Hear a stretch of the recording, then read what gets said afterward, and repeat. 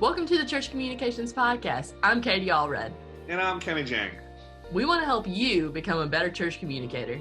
And this is the place we're going to talk about strategies and best practices for your church. Let's get started.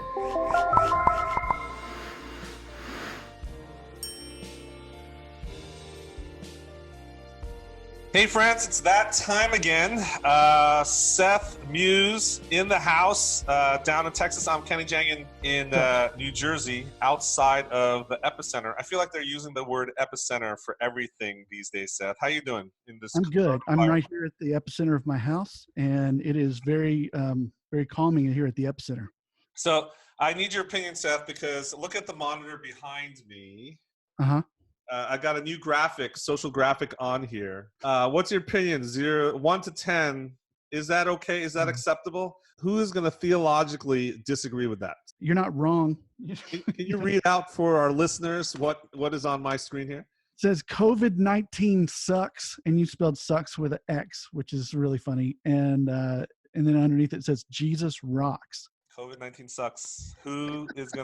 Is there anyone that's willing to raise their hands and disagree with that theology? No, I think it's pretty solid thinking. COVID-19 does in fact suck, and Jesus does in fact rock. Yes, that's the theme of the day here around these parts of the world. So the reason why that we got on is because your phone was buzzing. A couple of people gave you pause to pick up your phone.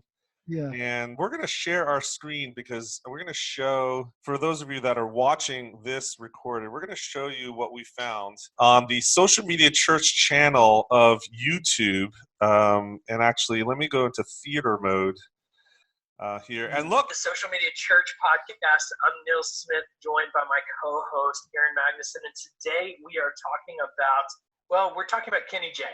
To be honest, Kenny is a long-time listener, long-time friend. He was actually the first episode ever of the podcast was with Kenny Jahng probably 10 years ago. And he recently did a podcast on his podcast, Church Communications, with our mutual friend, Seth Muse, who has also been on this podcast. He's claiming you're his friend, Seth. Unwritten rules for church social media. Now, the reality is, Kenny went out without Katie. On risky. Katie Allred with who is the secret sauce of church communications is You are currently under the bus, buddy. I will have to agree with that statement, though. Katie is the brains of the operations. Katie Allred is my hat's off to you. Neil Smith got something right today. See, here's the title. It's podcast episode 286 of the Social Media Church Podcast, responding to Kenny Jahng and Seth Muse's top 10 unwritten rules of social media. Which, to be honest, they were your rules, not mine. Let's see in this podcast, Nils and Aaron and Nils respond to Church Communications' recent podcast of the top 10 unwritten rules of social media with Kenny Jahng and Seth Muse. Nils and Aaron go into detail about what these unwritten rules are, to what the extent they agree or disagree with them, and why. Man, that's good. I'm all up for a little healthy debate. I think that we're all kind of figuring this stuff out. So if they have something good to offer to the conversation, I'm all ears, man. It's not like Niels really says a lot of stuff that's wrong, in these days. It's like Niels is a pretty smart guy. No, but I take it as my call and place in life to point out whenever Neil Smith is in the wrong. That's my job. If you heard this, Niels, I love you, buddy. I love you. I'm excited to hear this. I want to hear what he has to say. And maybe we can do a response to the response. Oh, absolutely. Our next episode needs to be the response to the response. Or maybe just whatever they do disagree with, we can go try on them and see if they do what they said they would do. That, my friend, is the latest, hottest trend. It's called experiential learning. Man, and the fact that we're bored, man. We're cooped up in the house. It's fun. Gotta hang out with some friends and mess with each other a little bit. I mean, make it fun. Absolutely, because we can't do that in person anymore. That is the type of thing that friendships are for. So we love those guys. Go check out the Social Media Podcast.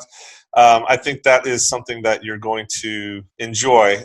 And just to give hat tip back to Seth Muse, go to sethmuse.com and look up the blog post, 10 Unwritten Rules of Church Social Media. And I'll just do the rundown again for people who are silly enough not to tune into the podcast religiously and they missed that episode, Seth. Yeah. 10 under rules of social media. Here, 1, don't like your own posts. 2, don't get political. 3, stay positive. 4, like and share as much of your people's stuff as you can, but be careful commenting. Yeah. 5, don't spam your wall. Now, how can anyone disagree with any of these, Seth? 6, abide by the 80-20 rule. Entertainment, 80%. Inform, 20%. 7, no automated responses. 8, you need permission to post photos of children. 9, silence is loud. And number 10, spelling and grammar are super important. Oh my gosh. That one bothers me. I'm still like, today I saw somebody post something that used the wrong form of your, and I was like, oh my gosh.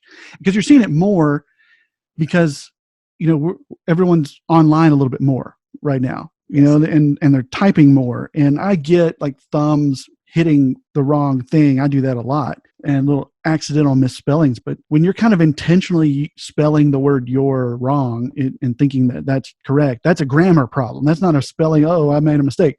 That's you not knowing English. That's God. Oh, it bothers me. Yes. I know it's not everybody's thing. That's my kind of personal rant deal. But nothing kills a solid argument or a solid understanding or a solid statement faster online than a misspelled word or a bad use of grammar. Yeah, and there's funny misspellings too, right? Well, yeah, you can always usually tell if somebody's misspelling it on purpose. But when it's like there's a misform of your, or a misused version of your, or there, or somebody says something like, the one I saw today was then and than, and they used the word then when they should have used the word than. It was more like I'd rather do this than that, meaning other than that.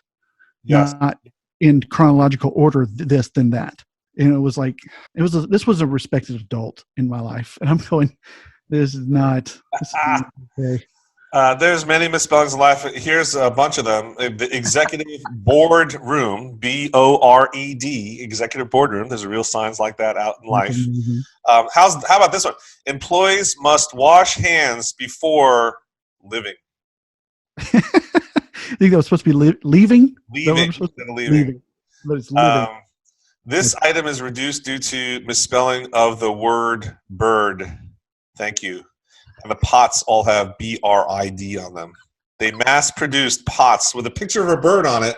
Oh my gosh! And it's grid, not bird. That's fatal. That is fatal. Only $1.19, Seth. Only $1.19. You can have your own bird pot.